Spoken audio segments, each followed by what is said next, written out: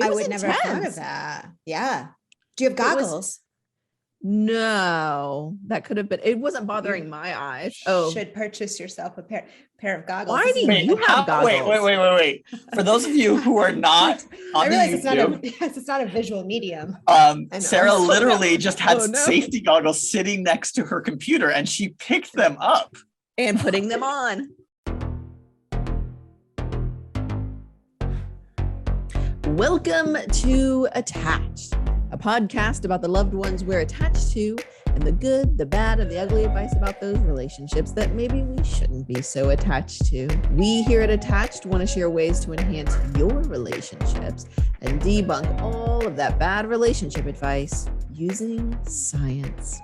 I'm Dr. Patricia Robertson out of the University of Tennessee. I'm Dr. Jacob Priest from the University of Iowa. And I'm Dr. Sarah Woods at UT Southwestern Medical Center.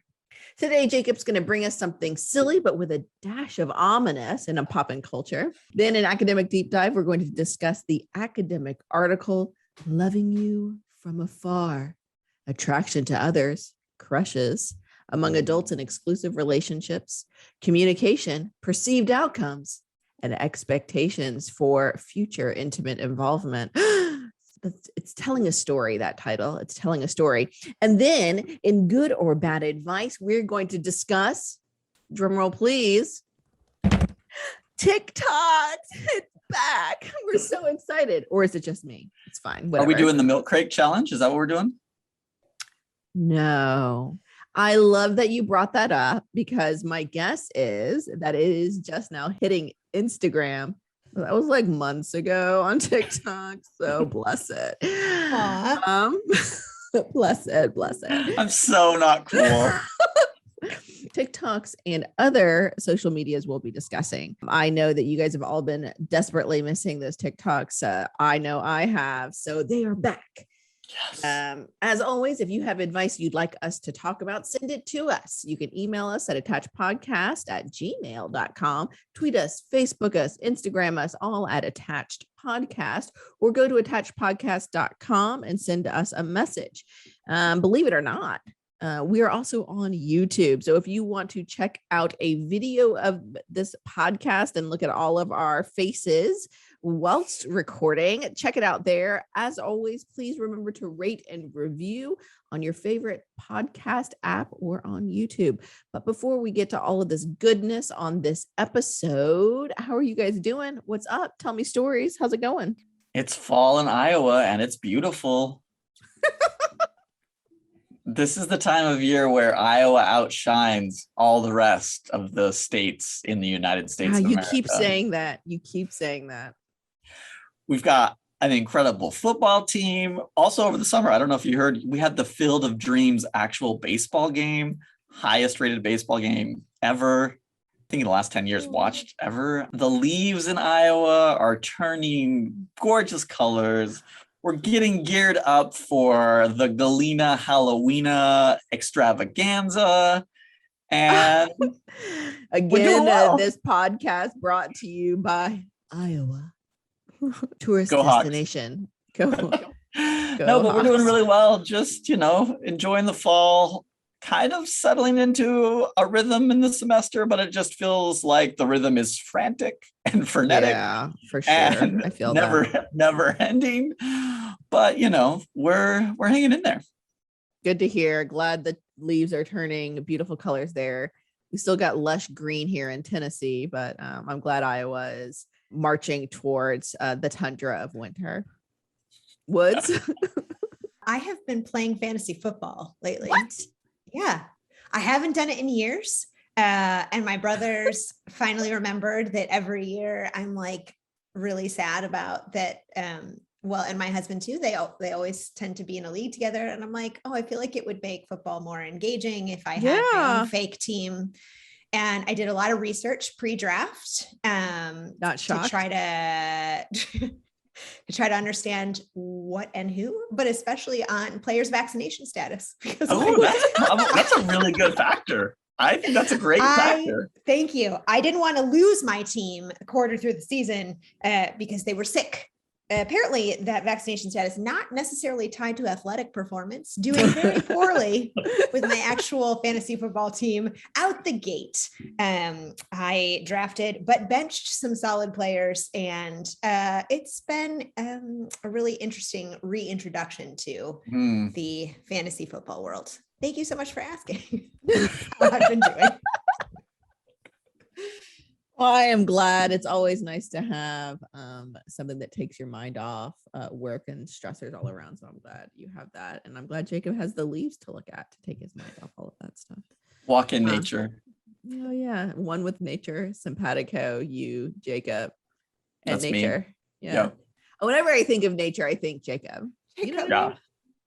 Jacob. I mean, Jacob. Like just embracing the outdoors. Totally. Yeah. To catch you guys up on my Ted Lasso, last time we talked, I was experiencing Ted Lasso and I was really excited about a specific couple. And when I said that, I could see in both of your eyes like a sadness or like a silence from both of you guys, which was scary for me. Okay. That something was happening that I wasn't sure. Share more about that, Patricia. Yeah. What's going on for you? Yeah, exactly. So that fear and anxiety that I saw something like some silence in your eyes, like some holding back conversation in your eyes based on my love of them has frozen me. So I actually haven't seen any more Ted Lasso because I've also been really, really busy, but I thought I would just blame you guys instead. That's fair. Obviously isn't fair. Rightfully so. But in other news, and I know all of our fans are aching to hear about how my food processing is going. I processed a bunch of peppers yesterday. I'm trying to make hot sauce. And I even wore gloves, but my fingertips are still tingling because I think it went through the gloves. Oh no. Yeah, tingling with the capsaicin, I guess. And it was there is so much in the air. My 6 months old like little eyes started to water. So we had to move him outside. And it's like around his little lips, it started to get a little bit of red because there was so much capsaicin in the air. So we had to move him outside. So moral of the story, I suppose, lessons learned, that I think pepper processing is best for the outdoors, not inside one's kitchen. I would never have thought of that. Yeah. Do you have goggles? No, that could have been. It wasn't bothering my eyes. Should purchase yourself a pair of goggles. Why do you have goggles? Wait. For those of you who are not on the YouTube, it's not a visual medium. Sarah literally just had safety goggles sitting next to her computer, and she picked them up and putting them on. Right. Why do you have safety goggles?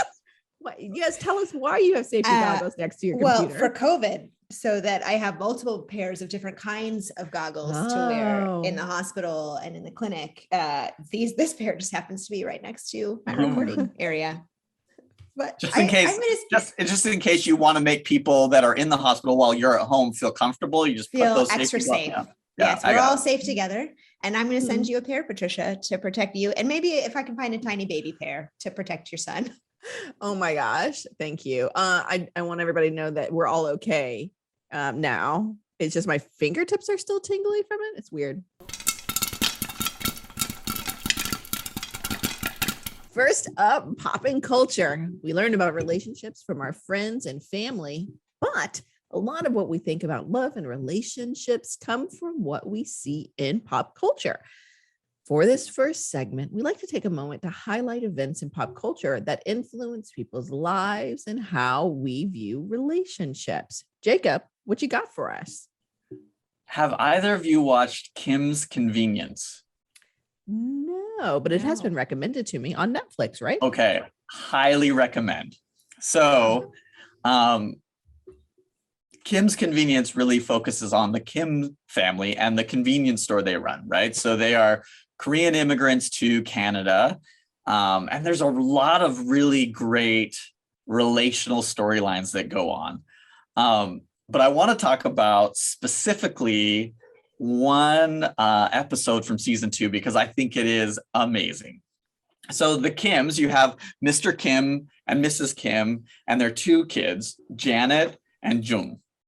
And Mr. Kim and the son Jung have like a really fractured relationship. It gets repaired over the seasons, which is really cool.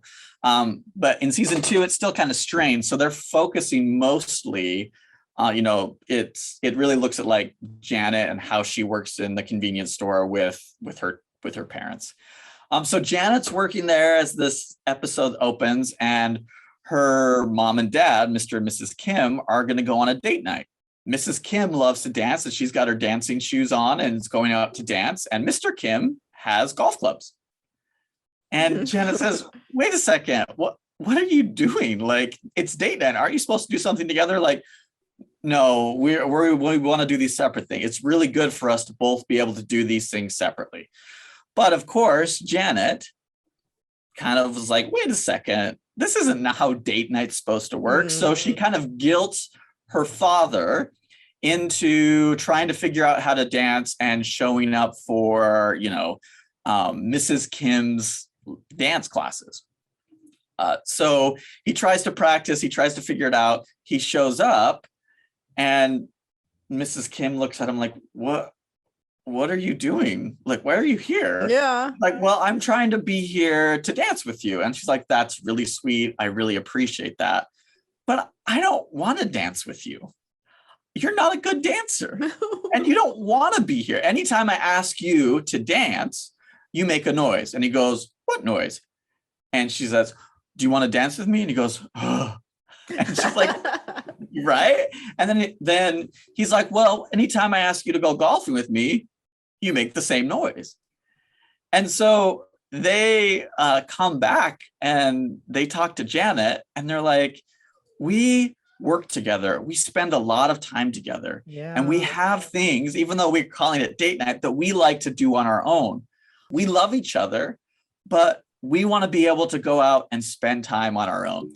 And then the funniest part is Janet has moved out, but she's hanging out at her parents' house that evening trying to watch a movie after they've gotten back from date night where they both went separately. And they walk out, and Mr. Kim's like, Janet, what are you doing here? She's like, well, I was going to watch a movie. He's like, well, you know how we had our separate time? Now we're going to have our together time. I mean, really together time. She's like, oh, I'm going to leave. I'm out of here. So what I love about this is often we think of connection, of shared similar activities as super important relationships, which it is, right? But that can look different. This family works together. They live in the same space they work. They're with each other all the time. But these two parents, who I think have a great relationship throughout the show that it's important to have individual endeavors. That doesn't mean that you should not do anything with your partner, because that could be problematic, but it's okay if you like to golf and your partner says, oh, and you still go and golf, as long as that separateness time, also you have that time where you're together. I think both are really important. And that's what I loved about this episode, is it so goes against the grain of what we think should be like how couples should be spending their time. If you really love your partner, you should learn to dance. Maybe that's the case, but maybe also you should let your partner pursue that love, that passion that they have, and give them that space to do that. So when you come together, you both have things to talk about. And that's one of the things I loved about the line, is they said, we work together all day. If we don't go and do things separately, we don't have anything to talk about. Right. So it's just really well done. It's really funny. It's worth checking out, because there are I could talk about so many great episodes that demonstrate really good family relationships and connections, and it's really funny. So all four or five seasons are on Netflix now, and it's worth checking out.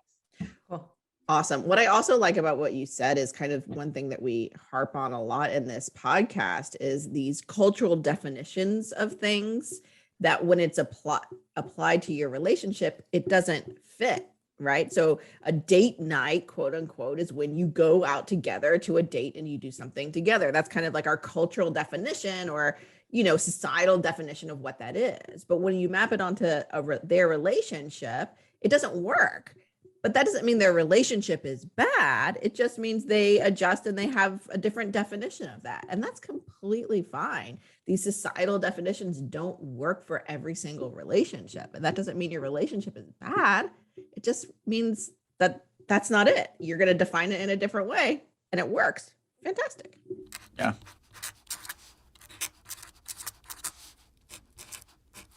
Now we're going to move to our academic deep dive segment and talk about a super new paper titled Loving You from Afar, Attraction to Others, Crushes Among Adults in Exclusive Relationships, Communication, Perceived Outcomes, and Expectations for Future Intimate Involvement.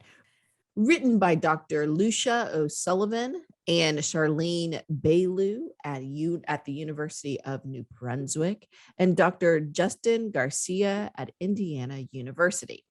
Recently published in the Journal of Social and Personal Relationships, these authors explore crushes, which they describe as early stage attractions to another person who is not your partner, usually one directional and not reciprocated, that we keep to ourselves. A sort of secret, quote, unfulfilled longing that we generally don't intend to act on. Crushes tend to be more about fantasy, like maybe how I think of like comedians, celebrity comedians that I just am obsessed with. Is that what we're talking about here? I think so. These are people in real life, right? The authors explain we usually attribute to young people, but research suggests it's pretty common among adults too. However, while some research suggests crushes among other adults may have very little or no impact on their current romantic relationship, there is also some evidence that attraction to others while we're in a relationship may be associated with infidelity and breakups. But once we're in a committed relationship, are the crushes we experience really any different than when we're single? Very interesting question. And if we're with someone we love, why do we crush at all? Very good questions.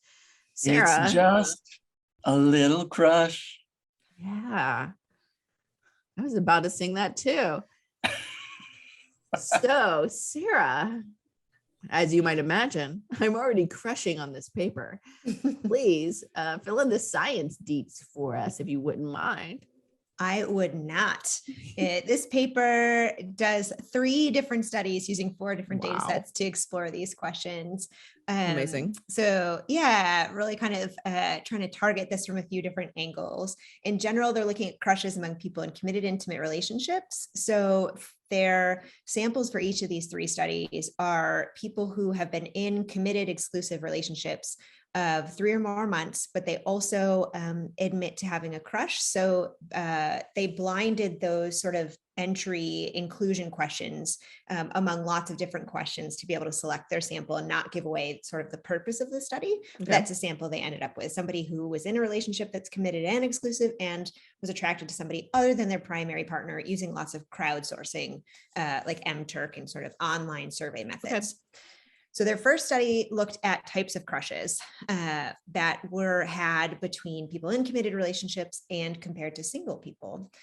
So these are lifetime crushes, which I do think is important to remember as a context because you might not necessarily, sorry, let me say that again. These are lifetime crushes. So they're looking at whether people in a committed relationship have fewer crushes, but I do think it's important context to remember that it's not sort of in the time span of when they've been in this relationship. They do predict. I understand. Which is a little bit different. Yeah. So, okay. So it's across the, so it could even include like adolescent crushes too. I don't know if they had a timeline as part of the window at all. So I think it's important context, but sort of their preliminary entry study into, is it different for people in a committed relationship? They do think that people in a relationship will have fewer crushes. They won't communicate them directly. They're less likely to flirt, and that might even be more so for women than men. So they had a sample of 292 adults, 22 to 45 years old, but they compared them to a similarly aged mostly demographically matched sample of single adults, 2,400 of them, in the Singles in America study, which is that annual cross-sectional survey done by Match.com. So it's not a Match.com specific sample, but it's a survey that is done by that organization. And so they asked participants about a range of crushes they had ever experienced. So friend, neighbor, celebrity. They didn't specify comedian, but maybe that's part of the celebrity category. Yeah, Sure. you know, Right. super Right. celebrity. You're probably not comedians. alone. And we're definitely not going to judge that. Where they asked people to We're rank. totally judging that. It's a very specific category. I Where, explicitly did not name the comedian that like sure. I have been John Mulaney. No, yeah, God. I understand. Ugh. Rewind to That- season 1 or season 2 to hear more about Yeah, Patricia's I don't celebrity think it's a crush. secret. I mean, I know, but I can't talk about him now because what is he doing? I don't know anything not about to him. not to derail this, but what's going on? Not to derail What's the happening science. there? we'll need to talk about that in pop and culture one of these episodes. I mean, that's That's a pop and culture app. Am I right? Sorry, we digress. Only So they only asked a these little people bit. to rank the ways you'd prefer to tell a crush that you're attracted to them, from most to least preferred. For example, like texts, through a friend, or not at all. Also, ways that you would flirt with someone you had a crush on, tease them, comment on their social media profiles, or I would not flirt with them. Like I would not touch it. So what they found is that people in relationships were more likely to have had crushes. The most common types were friends, peers at school, coworkers. That was 70% of the people in relationships said they'd had a crush on a coworker. And those fantasy So targets, I am again, definitely models, in the minority funny there. Yeah. no, well, yeah, fantasy wasn't a huge focus of this project because they were sort of interested in the evolution of crushes. Like, does it sort of lead to anything? Yours Yeah. could lead to something. I won't. don't know. That'd be probably best. But less, these people in relationships were less likely to tell a crush about their attraction. Over half would not do that. Yeah. If they are going to communicate, though, they're more likely than single people to do it face to face. 2/3 people ranked that first if they were going to communicate at all, or through a friend. So the author sort of hypothesized maybe they're sort of looking at that point to see if it's actually viable. They want to be a little bit more direct about it in that circumstance. Okay, so what you're saying is that people in relationships are more likely, if they're going to make contact with the crush, it's either in person or through a friend. Right. They're less likely in general to tell the person by far. Right. But if they are going to do it, they're going to go for it. Right. I mean, it makes sense because also if it fails, you don't want evidence on social media. Sure. that's one way to look at it. Yeah, I feel like you've All thought the about next this a step. little bit. Yeah. I haven't, but like it makes sense Just- to me. Like, yeah. Sure, You don't want proof on social media. They're also far more likely to flirt than singles. So I don't know how this plays into your theory, Patricia, but compared to singles, they're more likely to flirt, and they're more likely to do it through sharing online videos and memes. So I don't know how that works for your theory, to text them, to compliment them, help them do something they need. So they sort of, the authors hypothesized maybe that flirting is sort of the safe, fairly indirect way to sort of signal attraction, but without any intention to really do it. There was no difference between men and women, so not this gender difference that they expected. So there's some indication that people in relationships, at the very least, don't crush less than single people, and potentially crush more. So study 2, what goals do crushes meet? That's what they're going to look at now. Interesting. Like if we have crushes, like what's sort of the purpose of that? What does that add to our lives, if anything?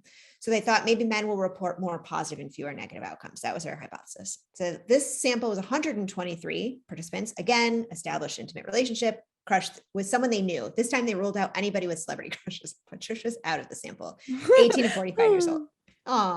So for these participants, they defined what a crush was, sort of normalized it, and then said, do you currently have a crush or attraction to someone other than your romantic partner? And these people said yes. So they rated 12 possible positive and negative outcomes that the crush was having for them. And then also they asked them to describe those outcomes in their own words. So it's a mixed methods approach, qualitative research as well. They found that 100% said they currently have a crush. Of course, that's sort of but the average number was 2 current crushes. Wow. And 50%. What's that standard deviation around it? It was large. Yeah. So it wasn't just two for a lot of Yeah. people. 55% of people typically had a crush at least half of the time that they're in a relationship. Wow. And people in general pretty strongly agreed crushes are for fun. They add excitement to their day. Okay. That was sort of the biggest picture from the quantitative, like the survey responses Yeah. and the qualitative. This was the theme that pulled out. They add excitement to my day, which Sure. if a lot of these are coworkers, again, different samples, but if a lot of these are coworkers, that'd be a pretty regular source of fun. On Helps liven up average, that work day. I guess so. On average, the sample disagreed moderately with negative outcomes. Like they did in general across the negative outcomes they were asked about. They were like, this is not contributing negatively to my partnership, my current partnership. Men reported significantly stronger positive effects. They thought that they had positive impacts on their current relationship, increased their desire and attraction to their partner, made them feel as if their life was complete. Okay. And these are all heterosexual? No, they are not. Okay.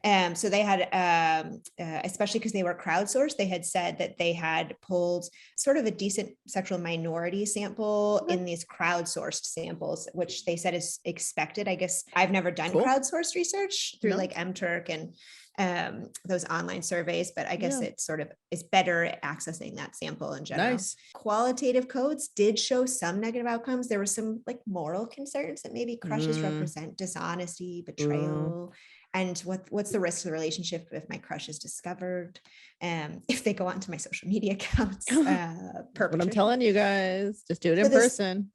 That's right. Just go for it. That's is that good or bad advice? Yeah. Is that boy. Unclear. Well, I'm gonna sit on the fence on that one.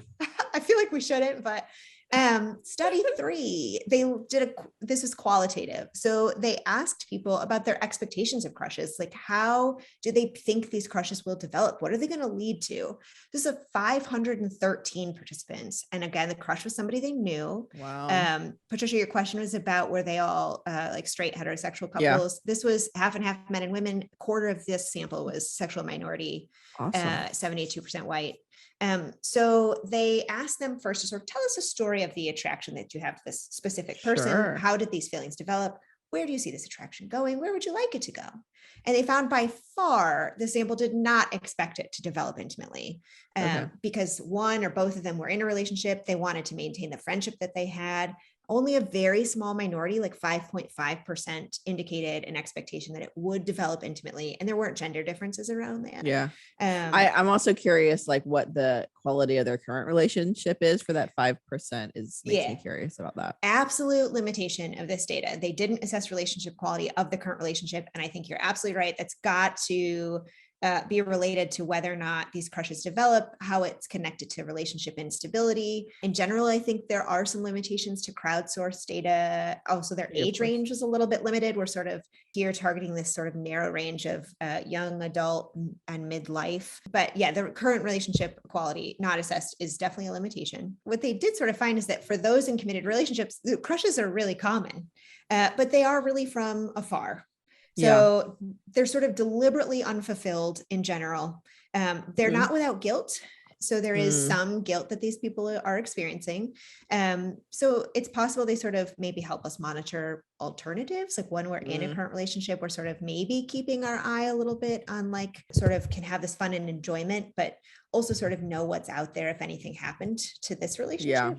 It does involve flirting. But the goal really is to keep the attraction, I say under the covers. That's not right. Goal to keep the attraction covert, really on the lockdown. And there's some indications, at least from these people, not their partners, that maybe crushes have a positive impact on their current partnership, which is sort of an interesting process to think about. It made me, particularly for study 2 that you're referencing, that, there's not really any negative impact. It's all positive on my relationship. I wonder what their response would be if the questions were like, your partner is flirting with a crush at work.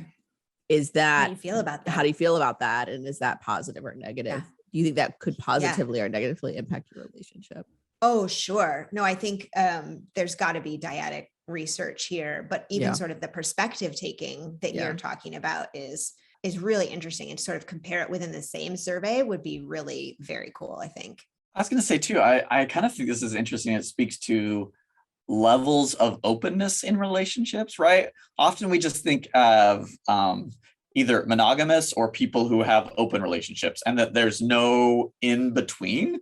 And this wasn't necessarily getting at that, but I think that there are couples that can have rules around flirting and going out. And as long as they're discussed and the boundaries are known, it can potentially be a fulfilling thing for a relationship. So that's what I think is really interesting here, is they're showing that there is this level of, I mean, it's not like what we'd call an open relationship, but that dimension of what is the boundary of the relationship. And if they really are actually having positive outcomes for their relationship, it may not be a bad thing.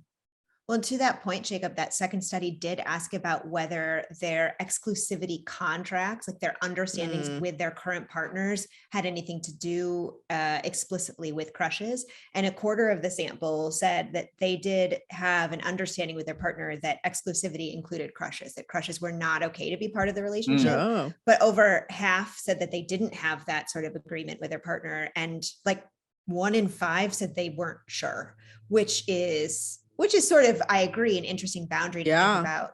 Do we ever sort of explicitly talk about this? For 1 in 4, they said we do talk about it, and that's not okay. It's not on the table for us. So, so I think that's a really interesting point too. Woo-hoo! Boo! Finally, time for good or bad advice, where we talk about pervasive relationship advice in our culture. We hear relationship advice from parents, family, and friends. We see advice about how to be in relationships in movies and TV shows. And we read endless advice spewed at us on all of those social medias, blogs, and the numerous top 10 lists. But a lot of it just isn't actually good for our relationships. This is the part of the show where we use science, mind you, science, to decide if the advice is good or bad. If you have seen or heard some advice you'd like us to talk about, send it to us. Email us at attachedpodcast@gmail.com, or get at us on the Twitters, the Insta, the Facebook at Attached Podcast, or go to attachedpodcast.com and send us a message. While you're at it, please rate, review, and subscribe to our podcast on your favorite podcast app or YouTube, if that's what you're into. As always, share it with your loved ones, because people love when podcasts are pushed upon them. It is true. It's so hard. You hate it. Listen to it. Listen to it. The number of times I've recommended other podcasts to people, and they're like, oh yeah, I'll listen to it. But anyway, you can do it. I know you can. I know you can make this recommendation. Today, we're going to bring you some TikToks and some Instagram posts that revolve around relationship advice. Are you guys ready? Yes, let's do it. First up, we're going to start with a TikTok from Resting Bish Face Mama. This is her differentiating between the parent she thought she would be versus the parent she is. For context, the point of view is her talking to her kid who climbed a tree and is too scared to climb down. They're completely valid, and I fully understand why you're scared right now, and mommy will help you. Listen, bro Chacho, I'm right here. I'm watching. But if you can climb up a tree, you can climb down a tree. We did this yesterday. You're not stuck. And if you're too scared to climb down, you probably shouldn't have climbed up. That's where we're sitting on this. Go team. Honey, I love it. The first one is, honey, your feelings are completely valid. And the second one is, my guy, you got yourself up there. You can get yourself done. You're good. Yeah. Go team. So what are your thoughts? It's not really a good or bad advice one, but maybe just differences between the parent you thought you'd be and the parent you are. Good or bad perspective advice on that? I don't know. You guys figure it out. Jacob? I'm going to say good advice, because I think both types of parenting can be good depending on what the kid needs, right? It sounds to me like she has a kid who probably needs the second type of parenting. Like, all right, dude, we did this yesterday. You've done this before. I get that you're scared, but like, this is a pattern. Let's have some natural consequences come in there. I'll help you if you know, like, and there might be some kid who maybe it's their first time climbing a tree. And they're all of a sudden they get up there and they were trying to be really brave and they got scared. And you're like, hey, I'm here for you. Let's work this together. So both responses can be good based on the context and based on the kid and your relationship with the kid. So I like it. I think good advice. I agree. Good advice. Okay. Woods? I also agree. I think sort of using whichever approach fits your kid in the moment is tailoring your parenting to your specific child and the specific context, and hopefully fostering independence, which is really developmentally appropriate versus like the alternative to either might be sort of more helicopter parenting and moving in and sort of over surveilling and doing things for your kids.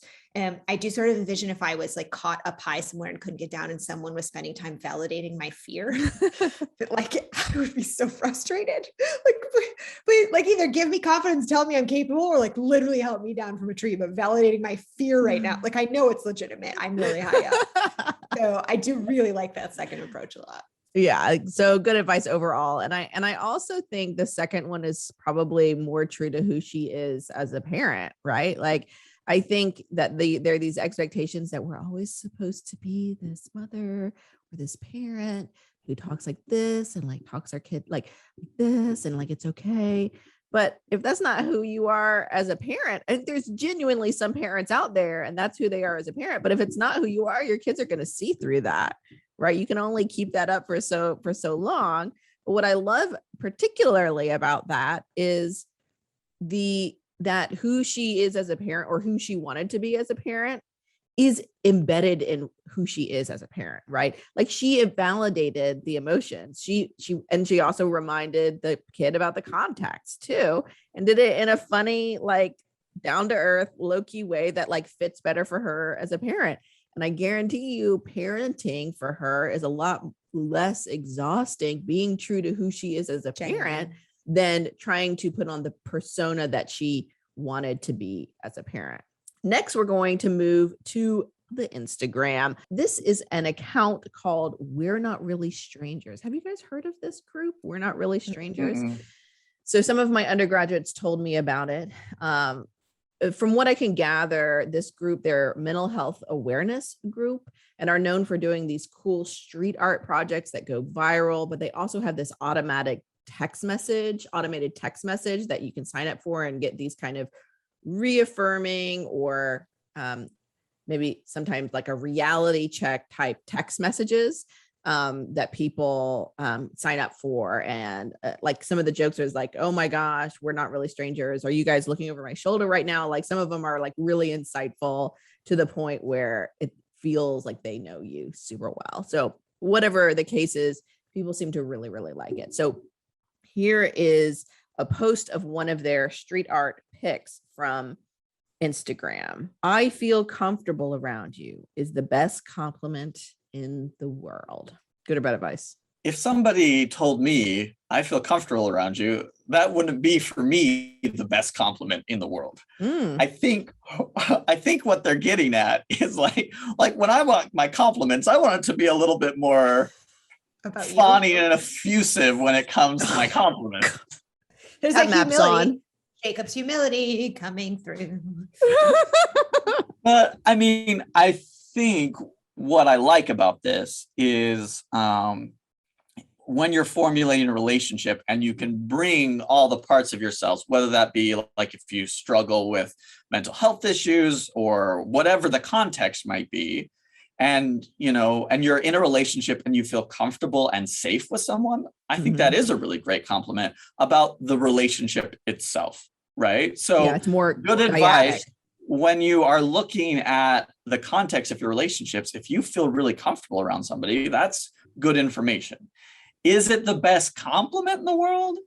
I don't know. I can think of a lot better compliments that, like, if I'm on a date that I would rather have you say, wow, you look really good in those clothes tonight, more so than I feel so comfortable around you. I'm just throwing that out there. I'm just saying. So I'm going to say good advice, because in the context of a relationship, that's a great way to assess how you feel. But if you're going to compliment me, you got to up your game a little bit. Good to know.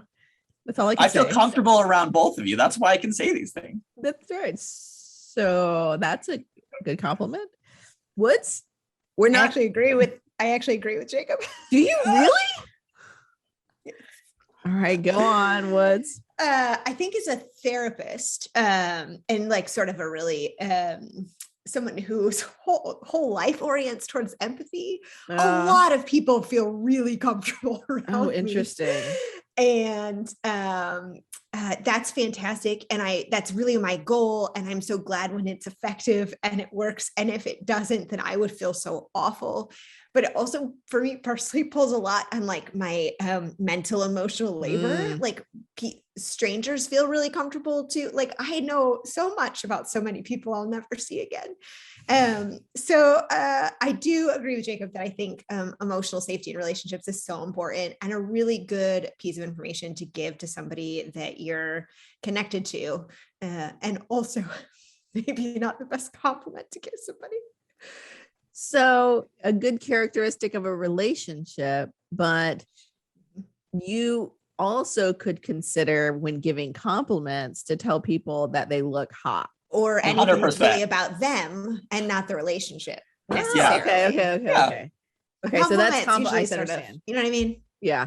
So what we're saying is that this is good advice if we're complimenting only the relationship, but if we're looking to compliment the individual, and as we've talked about, having, together time and individual time is important. Also having compliments for the relationship and compliments for the individual is also important. So don't forget that person is an individual and compliment them as an individual as well. But I also really love the advice, but that's fine.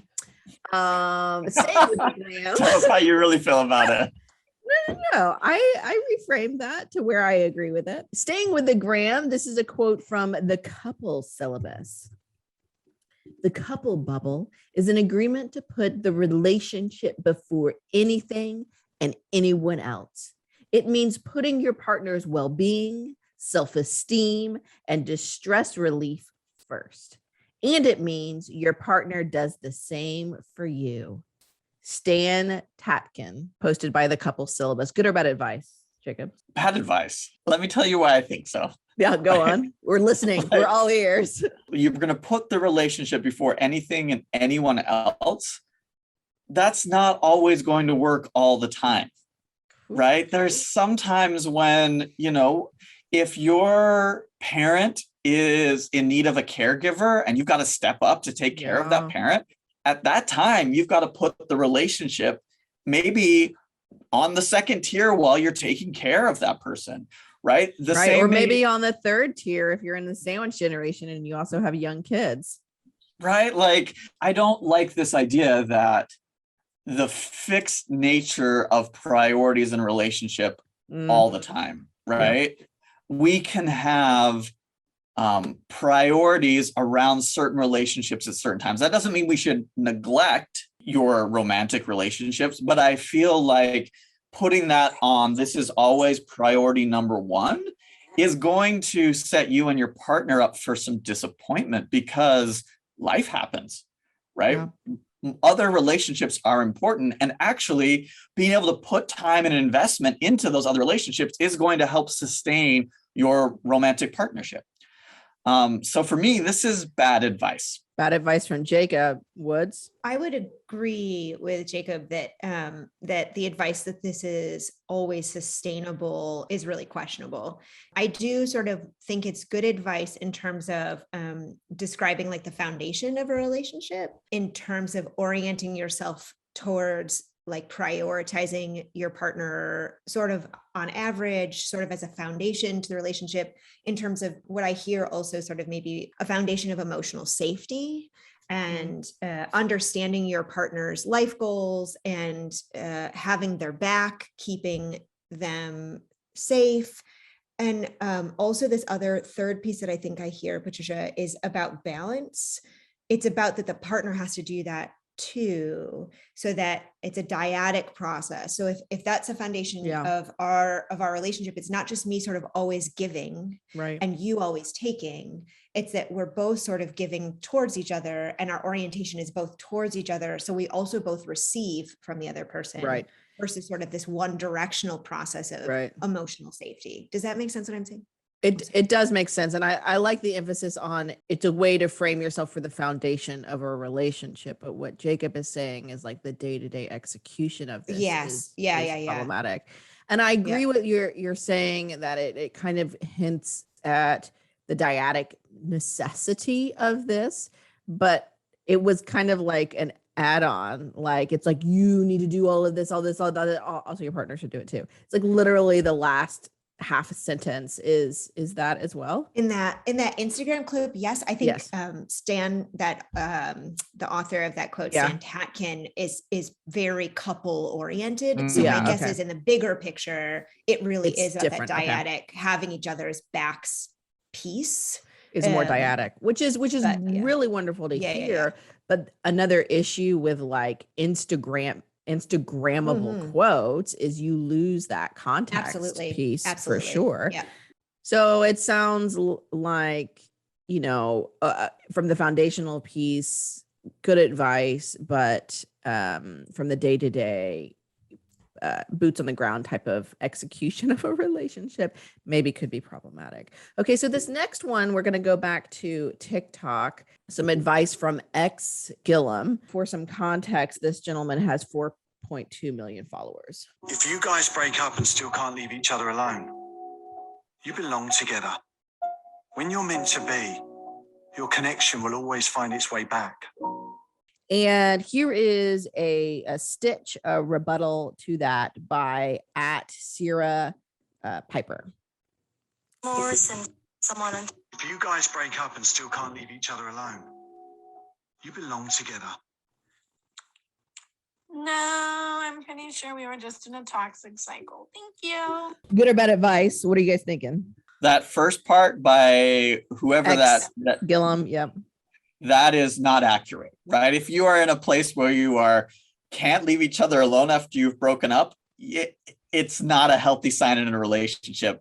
Research around cyclical relationships shows that they don't tend to get better. When you break up and get back together, break up and get back together, you're just engaging in the same toxic cycle. So Sierra Piper, good on you. That is the best advice you will hear in response to the first TikTok. Right. No, that's a toxic cycle, 100%. And again, for some context, he has 4.2 million followers and she has 1,208. So what information is getting out there is really concerning. Woods? Yeah, fully agree with Jacob. The science definitely supports that cyclical relationships, when we break up in a relationship and then we get back together, those relationships don't tend to be quite as healthy. They don't tend to last. They experience sort of repeated instability over time. So cycle once, you're at further risk of cycling again in the future. It isn't a measure of fate, which is also not scientific. Right. So good advice, Sierra. Horrible advice, if I can say, X Gillum, on the TikToks. Now, next we're going to move to Instagram. @Their Secrets in Love says, couples have dated for 10 years, then got married and divorced after a year. Strangers have had sex on the first date and are now celebrating their 15th anniversary. Some get married after 6 months and are still happily married. There's no formula to this. Do what makes you happy. Good or bad advice? I think the good piece of this advice is this idea that there needs to be a formulaic process in if you've dated for 10 years or if you've dated for, there's a predetermined amount of time that is going to lead to a successful relationship. I'm not in the boat where you meet somebody, you get engaged and you get married within 2 weeks. I don't feel like that's the healthy place you want to go. But I do think that there is some some strength in saying, okay, we can create our own timeline, our own meaning based on the context of where we're at in our relationship and what we want it to look like. I think the more important thing is giving your relationship time to see the patterns and to see potential red flags, to see also like green lights, to be able to see what is there. So it's not necessarily about, I mean, that does require some time, but you're right. There's not some formula to say like, okay, if you date for 1 year and then you should get engaged after the next year and then you should get married a year later, that is not going to guarantee success. There are other factors that are more important. Timing, yeah, I think if you go too fast, that could be problematic, but the important thing is looking for the process, looking for what you and your partner bring the relationship and if that is a good fit. So some of it good advice is what I'm hearing, the fact that there's not a formula to a successful marriage, particularly in terms of timing. Woods? Yeah, I would agree with that. I think there definitely is no timing formula. I do also agree with Jacob that it's really important to sort of be probably with people for long enough that you are able to clarify your relationship expectations, clarify what you would like in the relationship, what your life goals are, clarify relationship patterns, understand the person that it is that you're committing to. But that takes different amounts of time for different people. So overall, good advice. Now we're going to jump back to TikTok, my favorite place to be. At Zach Think Share on TikTok. TikTok is a new dad and shares advice about how to be a good partner when your partner is pregnant. As I was here soothing my baby while mom is sleeping during my 7-ish to 3 a.m. shift of taking care of her while I bottle feed her. She just had a bottle feed and now we're soothing her to sleep. Thinking about one of the sacrifices that I made that was really simple that I think all partners should do. Not should consider doing, should just do it. Stay sober with your wife during pregnancy. The reason I think it's really important is being in that mindset for 9 months of supporting your partner by not doing something like a luxury that you get to do, that you're free from if you really want to, gets you in the mindset that you're not alone, you're a team. I know that training my brain for 9 months to be a teammate rather than someone that has just the opportunity to not care if I don't want to, it's greatly improved my ability to be the partner I want. Good or bad advice? I mean, if that's something that's really important to your partner who's pregnant and that's something that they're asking for and that they really want, okay. I don't know why he's focusing in on that. There's other ways to be a teammate and a partner that don't require necessarily not drinking alcohol. I don't have sandwich meat too. I was just deli meat, cut out deli meat. Also deli meat, team. also sushi, no brie cheese, like no soft cheeses. No soft cheeses now. And I also don't like this idea that being a teammate is a sacrifice for dads, right? Like or the only way you can experience being a team member is to sacrifice. Yeah, like if your partner says, hey, I want you to be no drinking while we're doing this, that's going to be important to me. Maybe you have that discussion, but is that good advice for everybody? No, like every relationship is going to look different, and what a partner needs and what your relationship needs when one partner's pregnant is different. My wife's pregnant. I'm still having a glass of wine. She doesn't care. That doesn't mean, I don't think that makes me less of a partner or teammate. So bad advice. I just kind of got the sense that he was showing off, right? Like to me, it came off this idea like, I'm at the 3 a.m. feeding where I take care of my child and I stayed sober for 9 months and it's really helped me. I'm amazing. I feel like he's fishing for like dad compliments. Like, you know, how dads, like they do something that moms would typically do and dads get all the praise for it. I think he's reinforcing that cycle. So to me, this is just, sure, if you want to stay sober, do it, but don't put yourself on TikTok saying you're a great dad for doing something that's dumb. Yeah. And I also think if like staying sober for 9 months is really, really challenging for you, maybe we need to have another conversation. You know what I mean? Like maybe that's not the conversation we're having about how good of a team member. Maybe we need to have a conversation about like abuse and addiction of substances. Woods, good or That's bad totally where advice? my head went. That's totally where my head went. Is that if alcohol is such a, I mean, it sounded like a big deal for this gentleman. And he equated abstaining from alcohol as being teammates. Like, this is how we're going. I'm going to retrain my brain to become a team with my partner. A, were you not a team before? Or is my follow-up question. And so why do we need to retrain your brain? B, what sort of place in your life does alcohol have? I think it could be really super helpful if the mom is working really hard to abstain from alcohol during pregnancy. It would be really helpful if your partner could do that also, because addiction can be a really shared process that changing any health behavior when your partner does that can be really supportive, sure. But I also question why we are orienting ourselves so much towards alcohol when I agree cheese would have been a bigger issue for me. Yeah, and sushi or something along those lines, or just not being able to sleep on my belly. Like, no, you have to also sleep on your back. That's right. You have to sleep on your side for the next swell. Your feet are also going to be swollen, so we can do this together. Not to belittle him too terribly much. I agree with everything that you guys have said. Being a team member during that process is really, really important. It sets you up to the work being a co-parents to the future.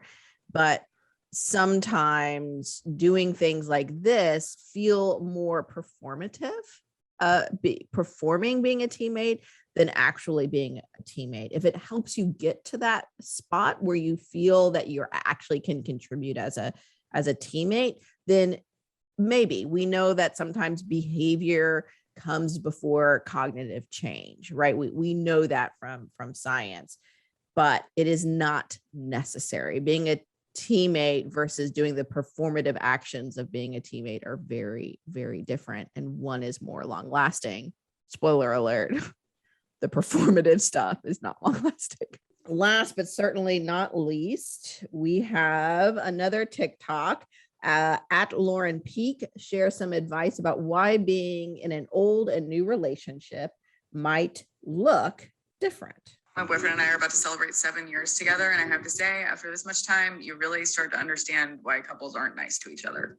I don't mean like mean or like abusive, but just not out of your way nice. At the beginning, it's just like eggshells. Ooh, you say the wrong thing at dinner and he like reactivates his Tinder while you're taking a shit or whatever. It's all very high stakes. After 7 years, you can say whatever you want to each other. Okay. The other day, he told me I looked tired, and I told him that his shorts made him look like a divorce Carnival cruise director. And I put on under eye concealer, and he put on better shorts. It's no harm, no foul. It's a healthy relationship. I can say whatever I want to that guy. What's he going to do? Leave? His TV's here. A lot to unpack. Good or bad advice? This is terrible advice. This is bad advice, right? Like, oh yeah, after you're with somebody for long enough, just treat them like shit, and that's going to be amazing. No, that's terrible advice, right? We have tons and tons, decades of research that show that kindness, admiration, you can complain, but when you're criticizing and having contempt for what your partner does, that's going to erode the relationship. So this is terrible advice. And also, if your relationship started where you were worried that if you said the wrong thing at dinner, your partner was going to open up Tinder and you had to walk on eggshells, that was a red flag from the beginning. I'm surprised they're still together after 7 years. And I would really encourage them to reevaluate what's going on, because that is not healthy relationship advice. So bad advice. Bad advice, Woods? Yes, I agree. Although I did recently correct a pair of my husband's shorts where he came around the corner and my daughter and I looked at each other and then slowly looked at him like, oh, top good, bottom good. together, not as good. Let's find you a different pair of shorts before we leave the house. I was very careful about how I said it. It wasn't retaliatory. It wasn't revenge for something he had just said to me. And it was something that is about the trust we have in the relationship, that I trust that he's going to be able to hear that kind of feedback. And he trusts that I'm not going to let him leave the house looking like he's either swimming or golfing, but doing really neither. So I think there is honesty in safety, but it certainly can't be vengeful. Right. Okay. So overall, bad advice. And just a quick plug for Gottman's 4 Horsemen of the Apocalypse. If you're concerned that how you give advice to your partner, whether it be clothing or how they look under their eyes, and you're not really sure how to phrase that exactly, go check out Gottman's 4 Horsemen of the Apocalypse, and he'll help you out there. As always, thanks for listening to Attached. Remember, call us, email us, or get at us on all those social medias about any relationship advice you've heard or received and you're wondering whether to follow or pass on. We cannot wait to talk about it.